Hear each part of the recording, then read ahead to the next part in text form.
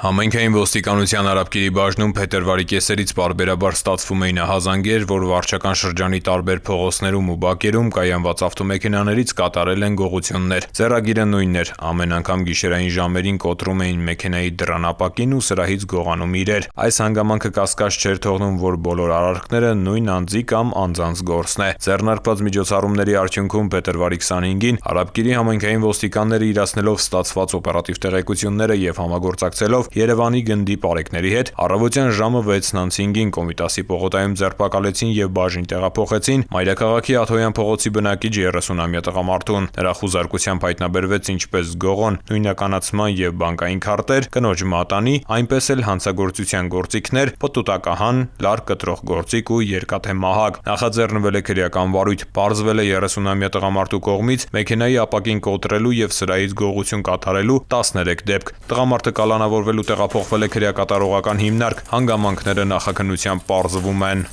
Ծանուցում հանցագործության համար մեղադրվողը համարվում է անմեղ, քանի դեռ նրա մեղավորությունն ապացուցված չէ քրեական դատավարության օրենսգրքով սահմանված կարգով՝ դատարանի օրինական ուժի մեջ մտած դատավճռով։